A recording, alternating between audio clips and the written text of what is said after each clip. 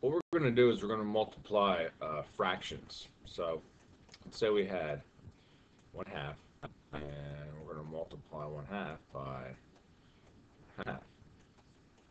So here's my 1/2,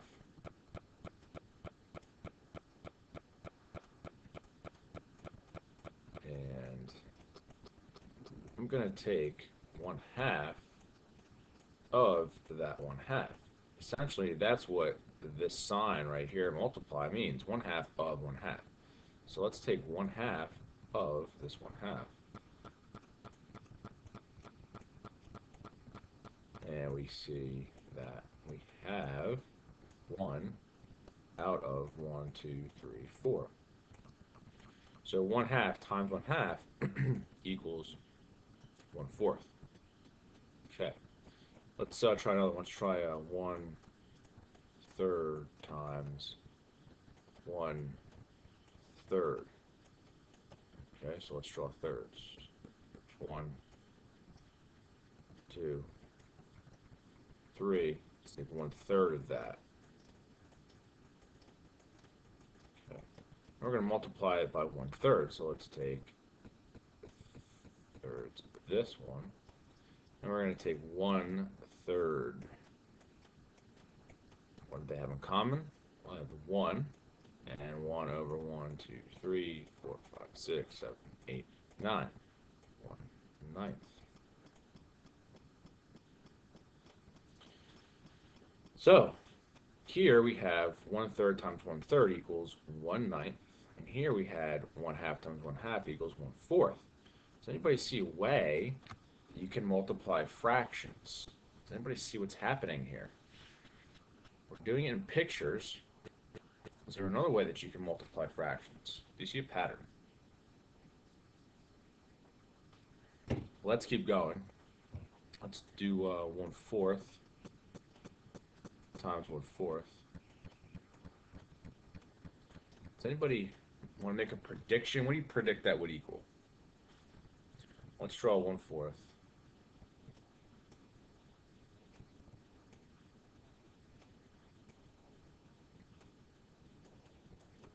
1/4.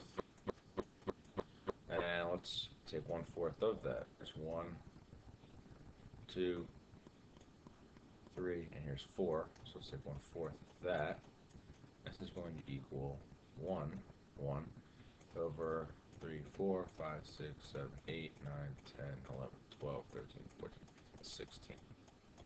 1/16. So if you didn't see the pattern already, 1 times 1 equals 1, and 4 times 4 equals 16. So essentially, we're just multiplying across. 1 times 1 equals 1. 3 times 3 equals 9. See? 1 times 1 equals 1. 2 times 2 equals 4. So if I wrote 1/5 and multiplied that by 1/5, what do you think that would equal? Well, I know that 1 times 1 is 1. 5 times 5 equals 25. So my answer would be 1/25. 1/5 times 1/5 equals 1/25. So what happens, assuming that your numerators, which are all 1, assuming that those are all 1, what happens when your denominators get larger? What happens to your fraction? Does it get larger or does it get smaller? That's a good question. So let's say you had a Hershey bar and you had 3/4 of that Hershey bar. And of that 3/4, you wanted to take 1/2 of that 3/4. So 1/2 of your 3/4 would be 3/4 times 1/2. So draw a picture. We could have our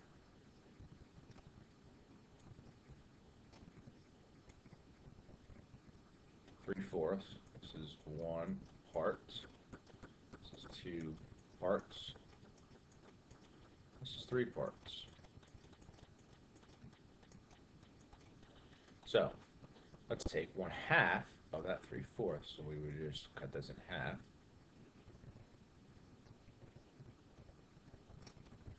And 1/2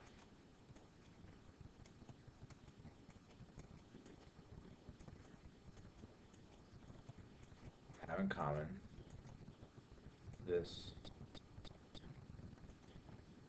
3 over 1, 2, 3, 4, 5, 6, 7, 8. 3/8. And we also know that 3 times 1 equals 3, and 4 times 2 equals 8. So if I were to have 3/4 of my candy bar left over, and I wanted to take 1/2 of that, I would be taking 3 out of 8 pieces.